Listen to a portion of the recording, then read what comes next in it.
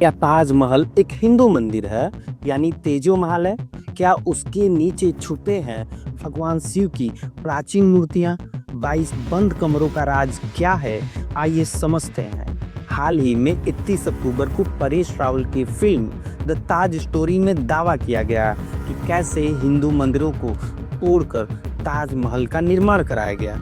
Movie में विशुदास question करते हैं कि ताजमहल का डीएनए टेस्ट करवाना चाहिए क्योंकि ताजमहल के ऊपर गुंबद है और गुंबद के ऊपर कलश है। क्या मैं कोई ऐसा मकबरा कभी देखा है कि जिसके ऊपर गुंबद हो, गुंबद पर कलश हो?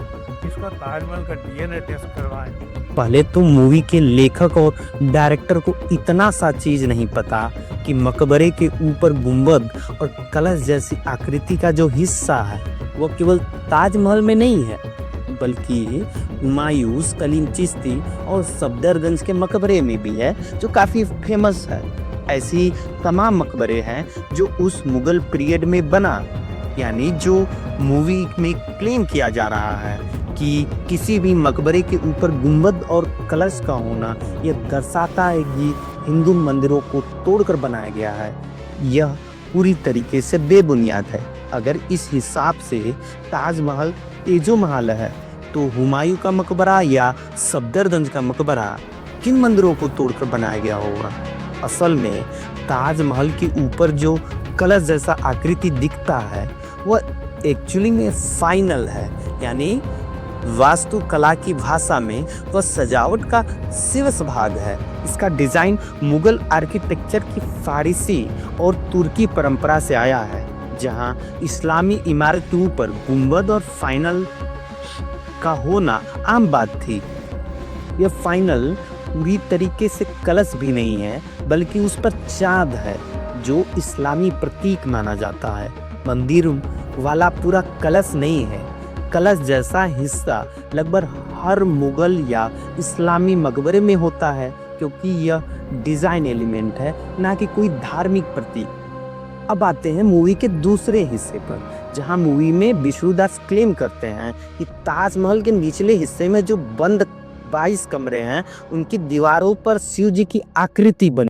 आप ताजमहल के नीचे जो 22 कमरे हैं उसमें कभी गए? ताज के नीचे जब हम कमरों में पहुंचे तो वहां जो हम लोगों ने देखा उसे देख करके तो हम हैरान रह गए। और अहम बात यह है कि क्या था उन कमरों में जो रातों रात दीवारों में चुनवा दिए? क्या कोई ऐसा नहीं है, एक्चुअल में कोई कमरा नहीं है बल्कि कॉरिडोर टाइप का एक बना स्ट्रक्चर है जिसमें ना पर्याप्त रोशनी है और ना ठीक से ऑक्सीजन पहुंच पाता है। यह सिर्फ ताजमहल तथा टूरिस्ट की सुरक्षा के लिए बंद कर दिए गए हैं और ऐसा भी नहीं है कि यह केवल ताजमहल में इस टाइप का बना स्ट्रक्चर है बल्कि सफदरगंज के मकबरे में भी बना हुआ है। इस हिसाब से माने तो सफदरगंज के मकबरे में भी शिव जी की मूर्ति होनी चाहिए। असल में ताजमहल का जो मुख्य प्लेटफॉर्म बसे हैं उसके नीचे की तरफ यमुना के किनारे छोटे छोटे कमरे बने हुए हैं जो एक दूसरे से जुड़े हैं।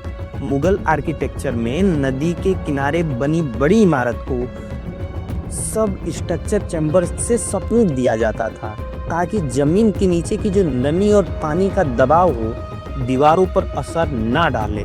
इन कमरों की आवश्यकता उस समय की तकनीक की जरूरत है, ना कि रहस्यमय का कोई हिस्सा।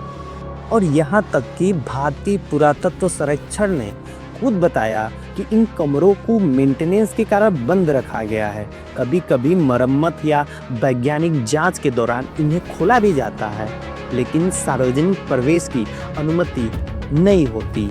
यानी आप बेसिक रिसर्च से यह पता कर सकते हैं कि यह मूवी पूरी तरह से प्रोपेगेंडा पर आधारित है।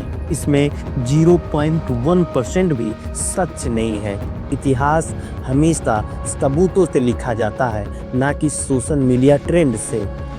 अगर आप भी सच्चाई को फैलाना चाहते हैं तो इस वीडियो को ज़्यादा से ज़्यादा लोगों तक शेयर कीजिए और ऐसे ही इंफॉर्मेटिव वीडियो के लिए मेरे जन विचार चैनल को सब्सक्राइब करें और कमेंट करके बताइए कि आपको यह वीडियो कैसा लगा।